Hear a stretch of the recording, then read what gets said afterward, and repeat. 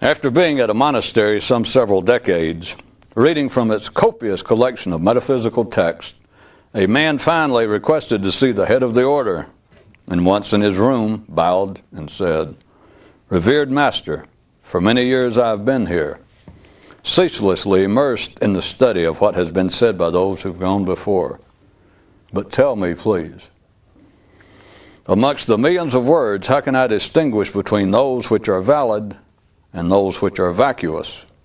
And the elder smiled at him and said, "A splendid question, my boy. They are, one and all, worthless pig shit."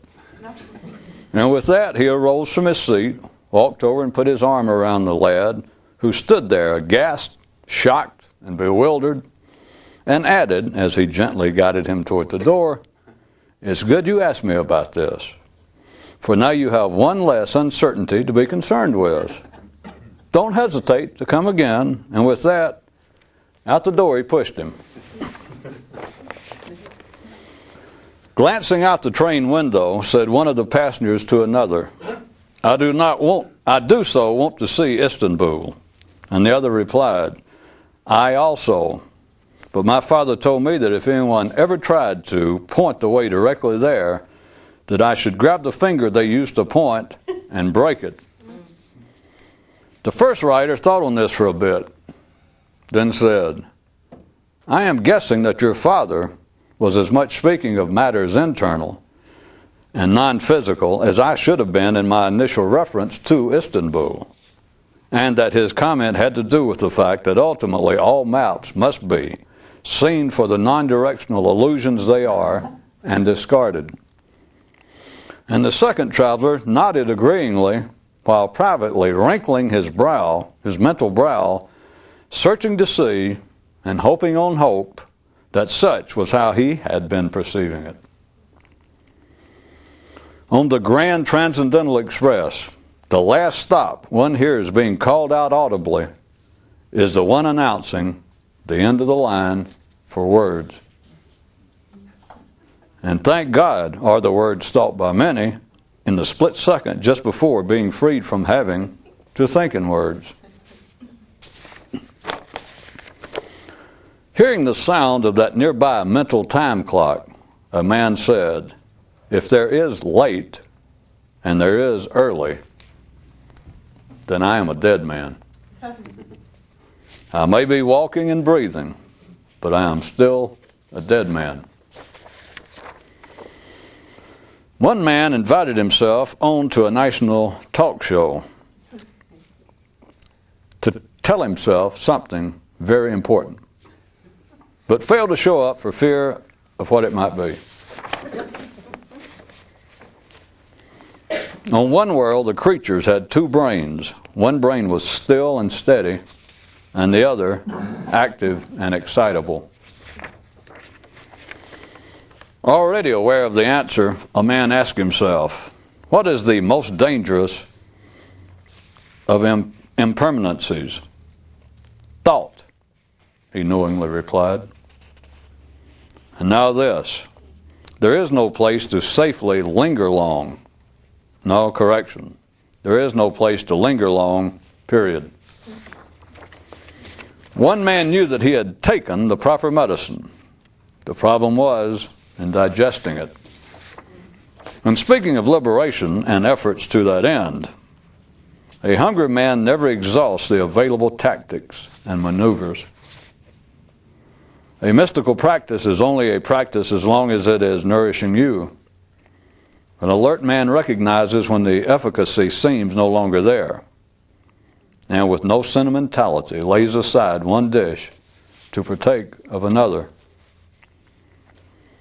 In the feast for the few, it is the stubborn who starve.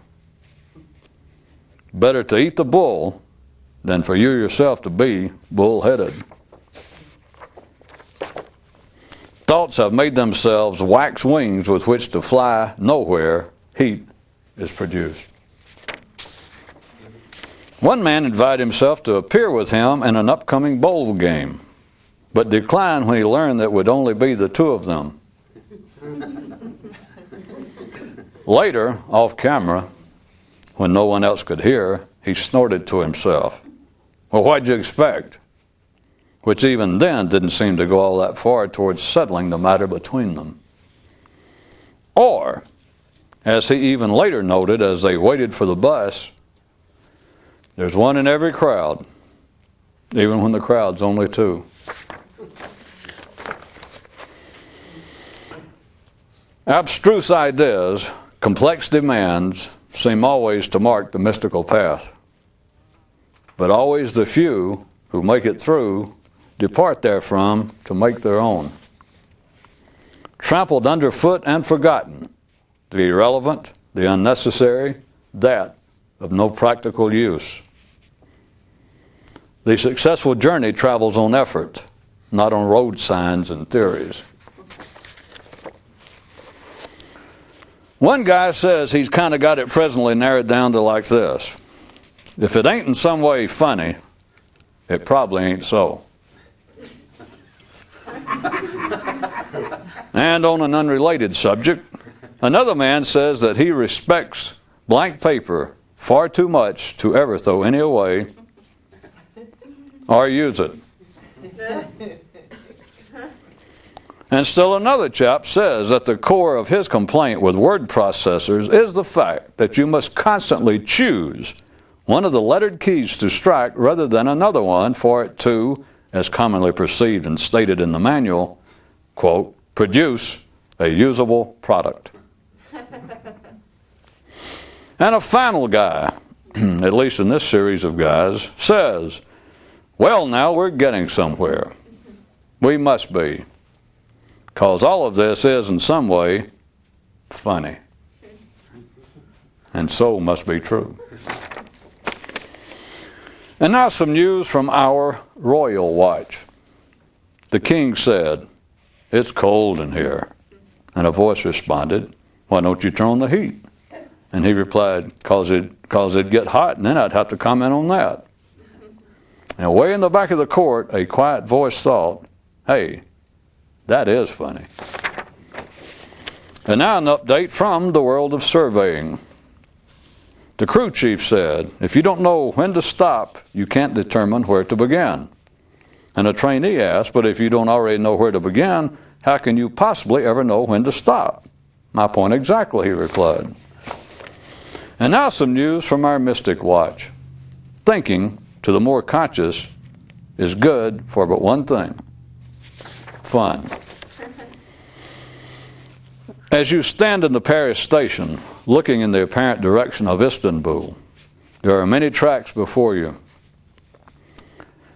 But the one of your own, already extant mind, is the only one to commence travel. There was once a city in which everyone lived in the area where their light was produced. But a few people wandered beyond the zone and made several surprising discoveries. One was that once away from the area where the light was being produced, they became aware for the first time of a ceaseless background noise that appeared to be some byproduct of the light production. And another, most surprising of all, in fact near unbelievable to hear about, was their discovery that out there, away from their natural source of light, they could see better. A certain man wanted it so much and had struggled for it so long that one day stood and surveyed himself in a mirror and thought, "I believe the trick for you now is in weight loss. I'd say you need to drop, 3 or 4 pounds of preferences, distinctions, and discriminations." Regarding the labor of ill division, life is panoramic, thinking episodic. From a mystic's view, the problem with being in Bucharest is that when you're there is no problem that you're aware of at the time. The problem is felt later when you're not there and you look back on the circumstances of having been there. Consciousness, to some, is indeed a most intriguing domain. Thought is all of this world, for which no origin. Thought is all of this world, for which no origin can be found in dirt. Blunt version: for thought alone can no origin be found.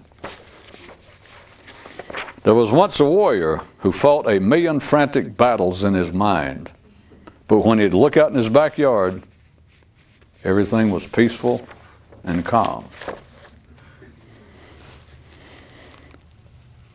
The realm of the unknowable doesn't exist until something is known. Doesn't that give you a hint? One man says that almost immediately after his enlightenment, the absolute best thought he had ever had in his life suddenly flashed through his awareness. I have been robbed and left homeless. A man asked a mystic, "Do you care if?" "I try not to," he replied. One man offered himself a rebate, then asked suspiciously for what, then replied, "I forget it." "Daddy, when are they going to read another news item about thinking?" "Shh, son, here comes the ball scores." "If you care what you're stuck to, I told you, you'll stay stuck forever." Then the speaker stopped to note. When the speaker stopped to note that he was troubled by certain inconsistencies in particular areas of some historical reporting, a man in the audience thought, troubled by certain inconsistencies in particular areas? My God, sir, have you been alive on this planet all your life and yet not actually been here? "See, Daddy, I just knew they'd do another story about thinking."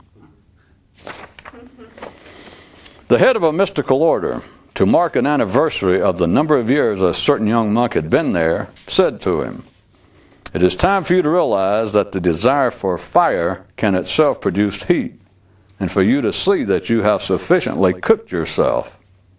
You're done and just don't know it." The first lesson in a certain culinary school was how to remove preferences and distinctions before they remove you. "Daddy, I believe here comes another story, finally regarding thinking, that's hidden inside an apparent religious item. If God is universal, then the perceptions of local phenomenon is the creation of Satan. You know, son, I believe you're right. There is a stillness to life, and there is an activity to life, and in man's case, the activity is centered in his mind. To realize this is to be free to be still." A man asked a mystic, "Can you know the truth and yet forget the truth?" and received the reply, "You can know it and temporarily ignore it." The man mused on this momentarily, then asked, "Is that just as bad?" and received the reply, "Once you know the truth, everything's just as bad when you ignore it." A man once enlightened who lets the lights in his house stay off for too long runs the risk of falling back to dependence on the city's power supply. There was once a man who trusted only stillness and silence. In the struggle for liberation from the old and escape to the new, make thinking run along the ridge separating the real from the hyper-real. More regarding distinctions, discriminations, and etc. One man decided to read rather than watch TV, a discrimination. Then decided to read mystical writings rather than fiction, still discrimination. Then he decided not to read anything, which was still discrimination. Making no such decisions, now there's the ticket. The odds looked at from an extraordinarily even keel. By mere chance can one be lucky. Also by fate. A man once thought, if I were going to make a public presentation of what I know within the expected religious framework, I would call it the church of, the more you identify yourself with things visible, the worse off you are. And if that went well, I would expand operations and establish an advanced version, which I would name the Supreme Church of, the more you identify yourself with things invisible, internal to you, whoa, then you've reached your absolute worst. Thinking that is concerned only with one's conduct leads a man nowhere new in his understanding. Question: what kind of behavior is most unbecoming a more conscious person? That's right, thinking like everyone else. Oh, and also feeling like them too. Another snapshot of things being just as they are, and obviously for the instant, just as they must be, regardless of men's comments to the contrary, which they accept as reasonable. A celebrated musician, notorious for his constant copious drug use, makes a statement pertinent thereto, and to which interested, otherwise rational parties nod their agreement. I don't really need the drugs to play like I do. And certainly he does. The drugs are an integral part of his playing, but due to life's present demands regarding how ordinary men perceive their unique mortal operations, such must be denied or denounced. Routine, unilluminating thinking continually attempts to study whatever matter may be at hand by mentally separating it from the environment. Enlightenment, when it comes, does not occur in just one specific area. It most certainly is not local. Everything gets lit up, and to such a degree that all boundaries to its objects and their surroundings merge and disappear. No, I don't really need the drugs of my brain chemistry to think like I do.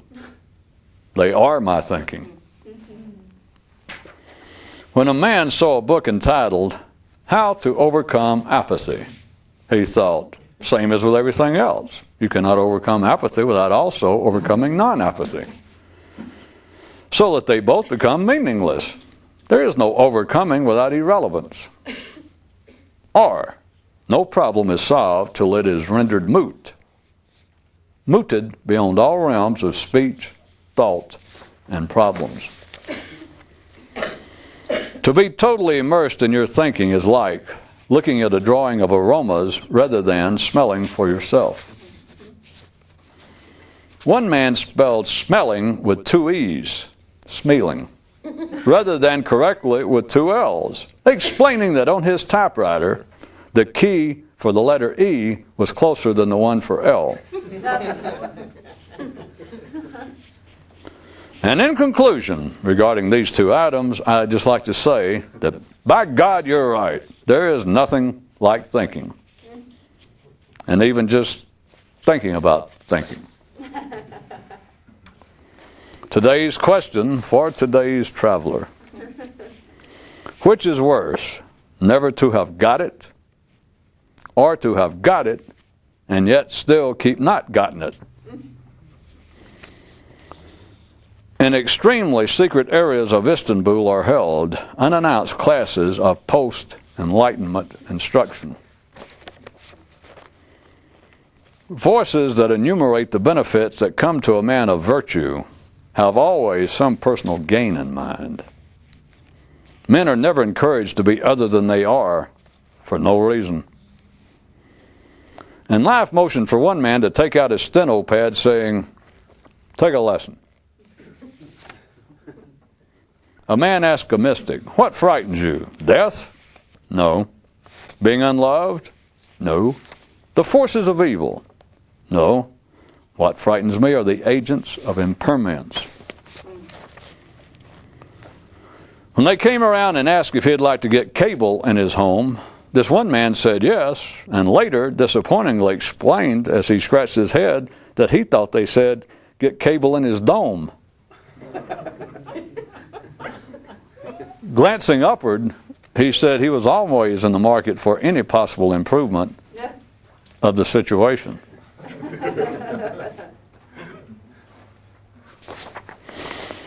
After reading the lengthy and complex growing directions which came with an exotic plant he had purchased, a man looked at it and thought, "Is taking care of you really that big a deal?"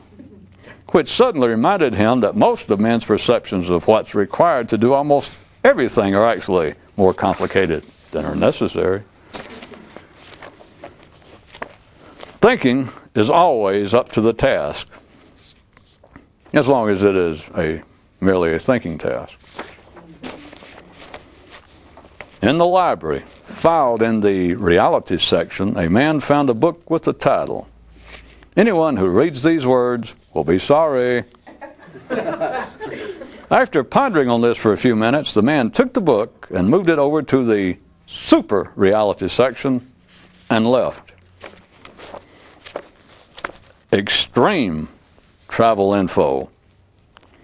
Anyone who points you in a direction from you points you astray.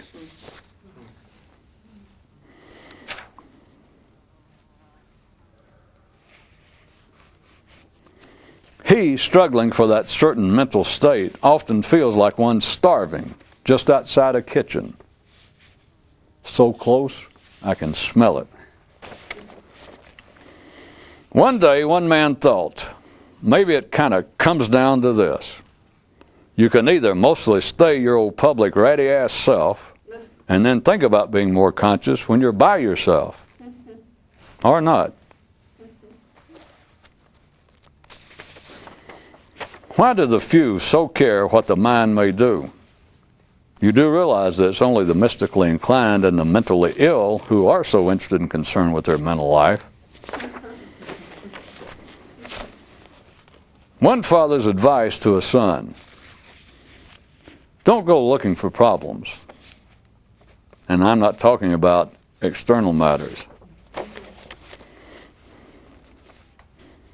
Whilst watching the goings-on that every day go on around him, a guy mused, "The world of man runs on little more than words." He continued. "The world of man is little more than words." He continued as he wandered and mused away. One man named his thinking boomerang, for reasons too obvious to mention.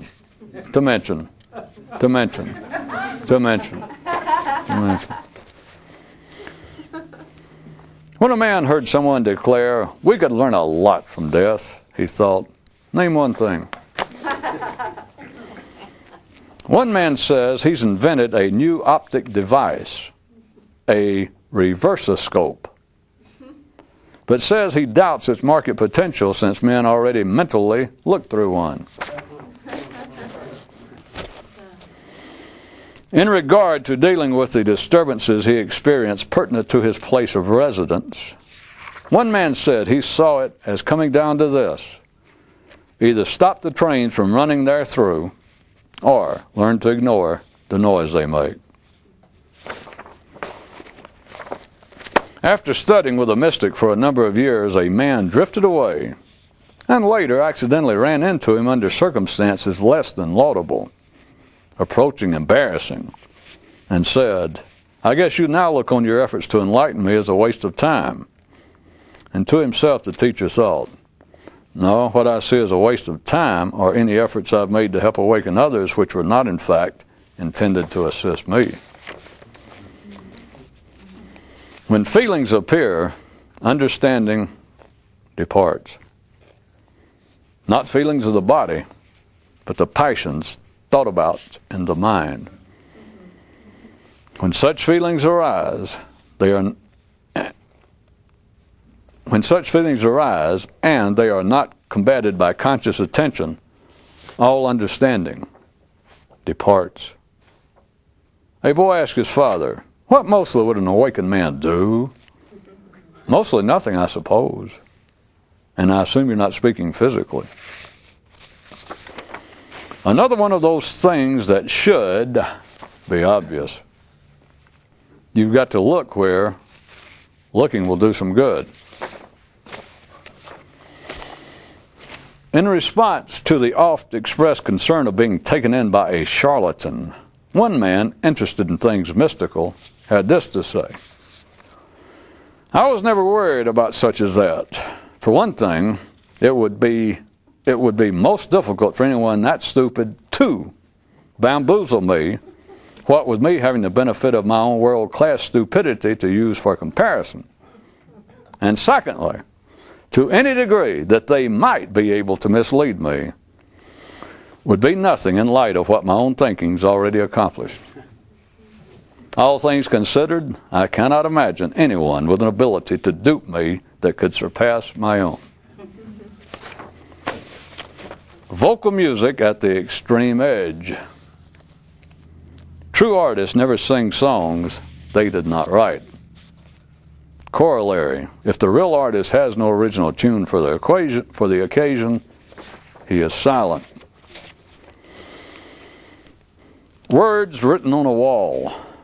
My mind is like a knife and sees life as a pie. And there be the rub in my kitchen. After hearing a mystic speak, a man accosted him, noting, "I do believe that something you said I have read before somewhere." To which the mystic replied, "If you think, you steal." A man involved in his own struggle for new consciousness one day ran across this religiously couched proposal, quoting, He who looks for God's blessings tomorrow did not seek him today," and thought, "Yes, he who waits for the midnight train was not at the station this morning."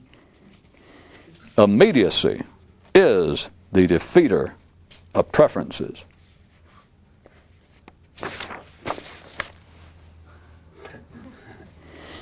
Proverb reformation. A still man dies but once. A thinking man 1,000 times.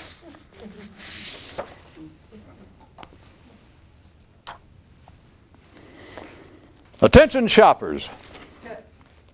When you're awake, one of the cutest retro sights is you trying to get awake.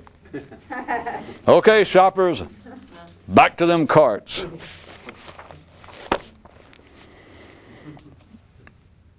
During the times he was not consciously conscious, one man would say to himself, "Boy, I hope there's something good on TV," which was his code for saying, "Well, back to thinking."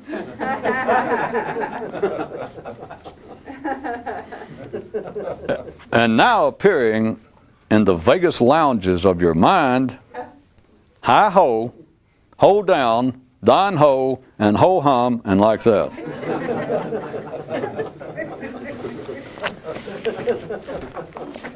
In the Vegas lounges of your mind now appearing. Look at it this way. If there is any special knowledge, it is only good for the present ailment, a tonic only good to treat an instant ill. One man had a saying, if you can bottle it up and take it with you, it's not worth taking. Only a man who knows can think, when I'm dumb, I'm dumb. But when I think I know, I'm double dumb. It's certainly easier on eyesight once you realize there's nothing to look for. Due to the distortions from the mind's preferential views, it can be said that the evil dead sleep just as soundly as the just. Once a distinction is established twixt fair and unfair, you shouldn't be surprised at the common appearance of both. One man had a pest in his house, which proved most annoying. And although he did not bring it in there, and could not control it, nor get rid of it, he was fascinated by it and couldn't seem to pull himself away from it.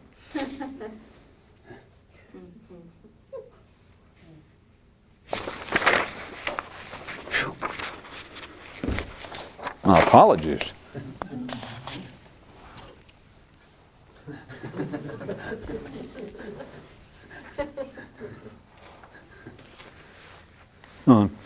Forgive me.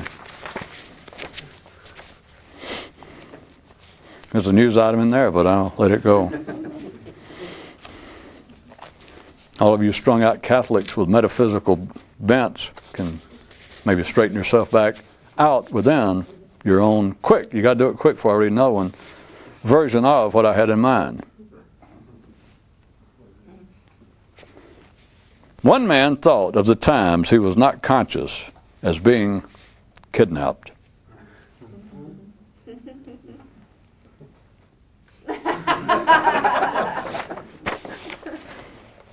If you have never grown, then guilt is meaningless to you. Only those who know something better can make use of guilt. In fact, only such can even experience real guilt. A speaker said to a group of some mystically interested, "It takes at least 3 lifetimes to achieve complete enlightenment." Or else one to realize the truth of what it is. Forget science fiction tales. The original time machine was the mind. The mind's primary preference is to be someplace else. A puzzled lad asked his dad, "What do you call it when it's not bad luck and it's not good luck either?" "Awake," he replied. To be clear-eyed is to see down the middle. To see down the middle to such a degree that all sides disappear from view, and the middle is all that remains. At some point, the most serious offense for the few is to not be as aware in everyday public circumstances of what you're aware of in special private ones, such as when sitting alone, profitably reflecting on the question of awareness. The extreme clarification regarding the matter of effort. Everything's futile until it works. A certain teacher said, "Some men's minds are too active for them to ever achieve enlightenment." And a student said, "But isn't everyone's mind too active?" And the mystic replied, "Yes, but some people's are also." You think the student got it? If we picture thinking as the build-up to calm consciousness in sexual terms, then all criticism is like negative foreplay.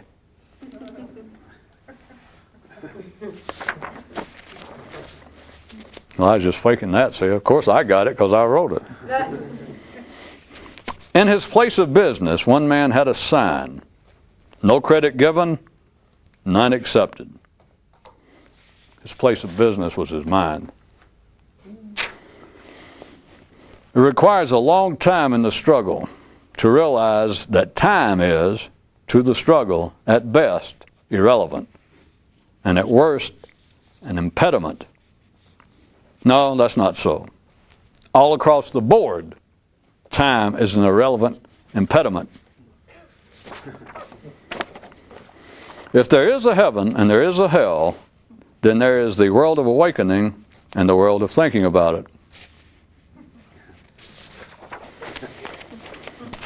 One man opines that you're making some kind of progress when, instead of your mind frightening you, you begin to frighten it.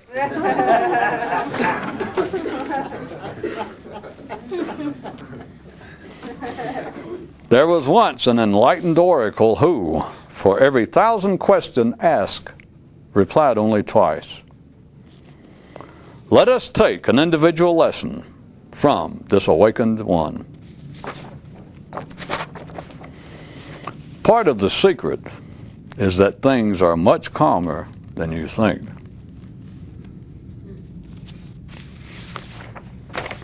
It has long been noted that the truth is big and useless and wanted but by a few. The difference between the ordinary mind and the mystical one is that the mystical mind is always satisfied to be wherever it is at the time. It is that rare farmer with the extraordinary appetite who gets the most from his fields by removing all boundaries therefrom. As was noted, part of the secret is that things are much calmer than you think. And a man asked, do you mean that things are much calmer than I think they are, or that things are much calmer than my thinking is? And in response, I say, I stand by my original statement. As a child, one man played with action figures. As adults, do still most. Papa, why is Buddha always laying and sitting? And perchance are his physical likenesses not to be taken physically? And as he rolled over, he mumbled to his bed partner, wake me when they have liposuction for the mind.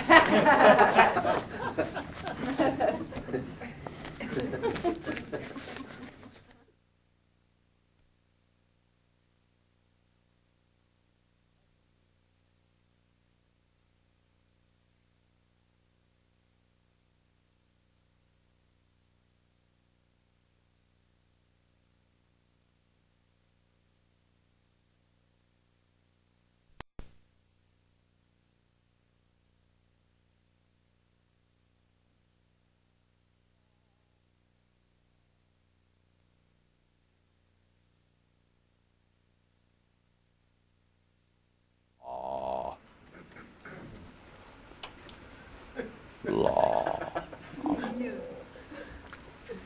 Croak.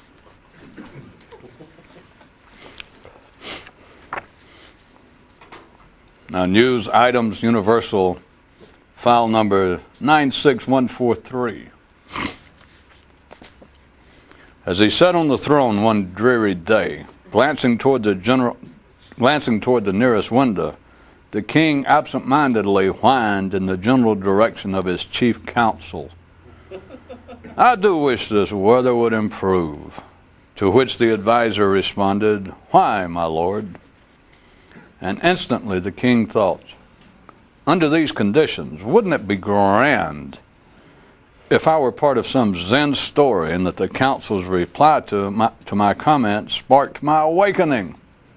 But no, no such luck.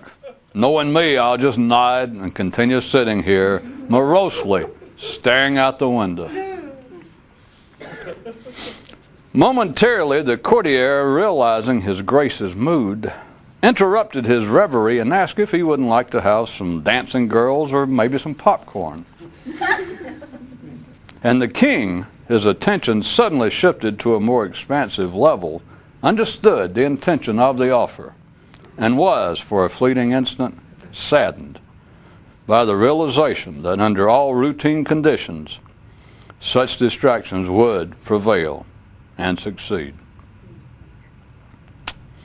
Later, while taking a royal leak, he was joined at the urinals by his chief counsel, to whom he said, as he continued his regal staring into the stream, you know, you just can't win. To which the subordinate gave the appropriate reply, ah, yes, but you're the king, and you knew that all along.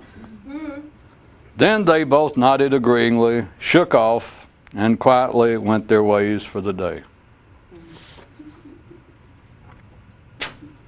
There was once a king who decided that it would be good if he could appear wittier and tell interesting stories. So he hired a man who seemed to be proficient at such to write material for him. And sure enough, his excellency seemed to become more popular, and so continued to return to the writer for more things to say, but eventually simplified the situation by eating the man doing the writing. This story has another life if you reverse the figures in the final line, but I'll leave you to do that for yourself if you're interested.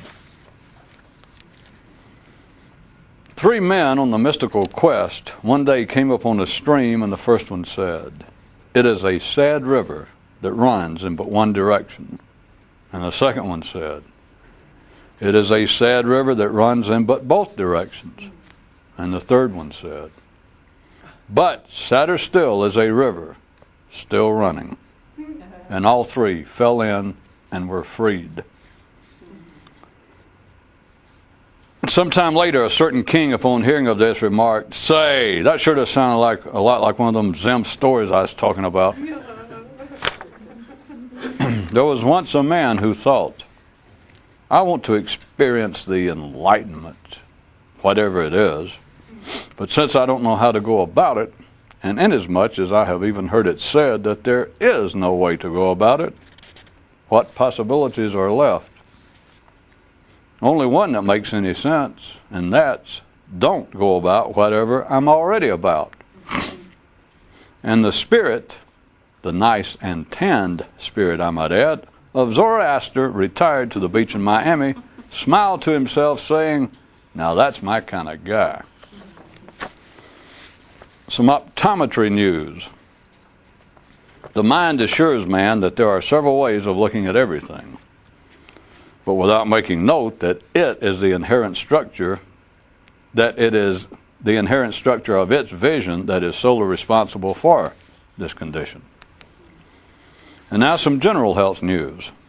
In the floodplain near the stream wherein the 3 travelers fell, you can make yourself sick, but not yourself well. And now some news from the world of real estate. You're never home if you don't realize you're home. When one man died and went to the place of judgment, as his reward, he was given the choice of going either to a place wherein he would, for eternity, hear other people discuss the enlightenment, or be sent to an area where he would sit forever by himself thinking about it. And in a totally unprecedented action, the man suddenly went on a rampage screaming, "You call this a fucking reward? You people are as crazy here as the ones I just left." And our old friend, the king, hearing about this also, again complained, "See, there's another one of them Zen stories I got left out of."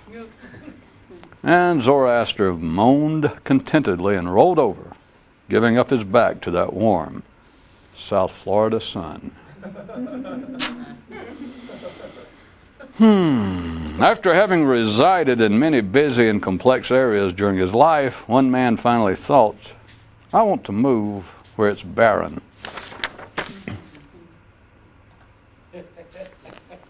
Tonight's corset, or corset buster. If you don't understand, it's all different. And if you do, it's all the same. You can exhale now. The world of man's mind is unique in yet another manner, in that it is the only place in the universe wherein a, let us say, faulty washing machine can be fixed merely by thinking about fixing it. Obviously, we all understand that this is not literally so, but a few realize that operationally speaking, something quite similar does take place. While there is no available term for this phenomenon, if you can listen real quick, it could be thought of as amelioration through procrastination. There was once a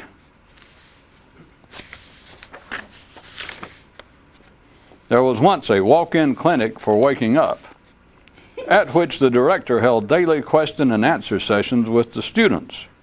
until such time that they were able to do so for themselves in their own minds, which was supposed to ultimately lead them to the abandonment of all question and answer activity. Recently, a gentleman walked in the clinic and asked whatever happened to the Jamaican restaurant that was previously in that location.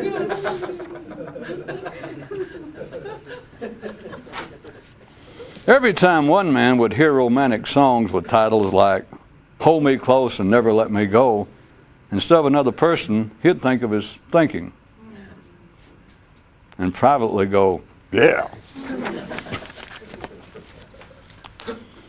Ordinary consciousness is like a movie projected onto a still life painting. While walking the street one day, a man wondered if inanimate objects could ever be enlightened. So he picked up a stick and struck a lamppost. And when it did nothing, he concluded that it was indeed possible.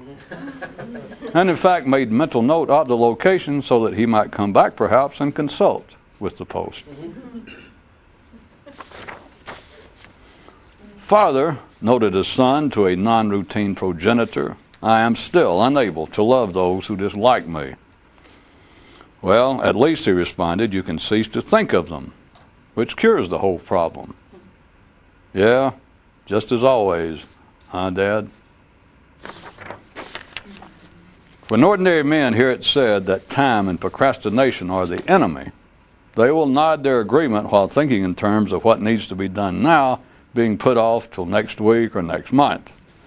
Whereas a mystic sees the problem to forever be not doing each and every instant what he knows can only be done this very instant. Although that extraordinary consciousness always seems to come spontaneously, who is to say that an indefinitely held state of suspended thinking would not ultimately produce it, or even amount to the same thing?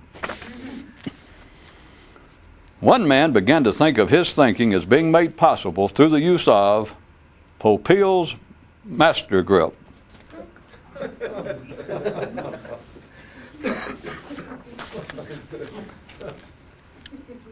A mystic said to a son who was staring at a calendar, "No man can properly live the week who cannot ignore the days assigned thereto."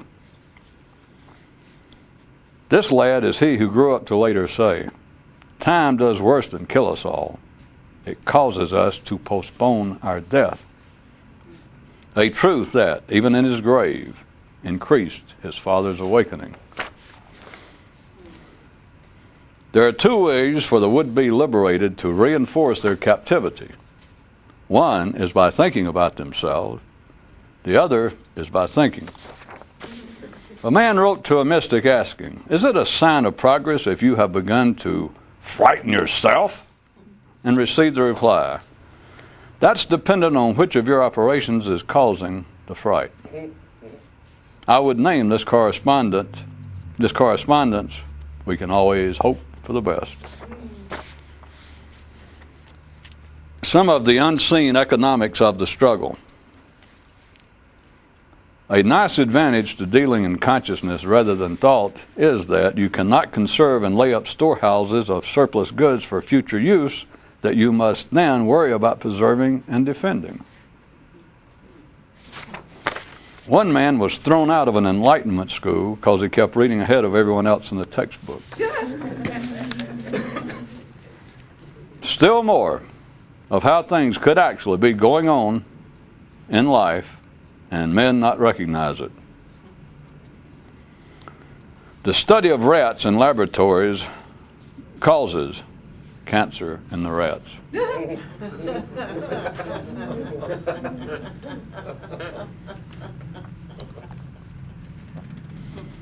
Another reason that trying to directly work on the mind seems superior to not so trying is that you're apparently doing something, even when you're not, which is most of the time, and even when you forget to try, which is constantly, and even when you do try and don't succeed at anything notable, which is the rule. But in spite of all that, it still looks preferable to the pursuit it still looks preferable to the pursuit of the life and death cycle approach, which doesn't seemingly have a place to begin or a crack to get your finger in. There are two ways the would-be awakened can help assure their continued sleep. One is by thinking about themselves, and the other is by thinking. Decisions.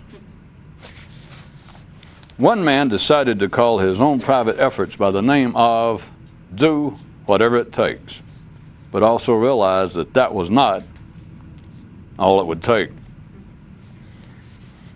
One man decided, to hell with it, which didn't work either, since he then couldn't get that out of his mind. The one decision a man can make in this regard that does work is the one that can't be mentioned. There are two ways that the would-be enlightened can keep themselves in the dark. One is by thinking about themselves, and the other is by thinking. You beginning to get the idea? El Cutto.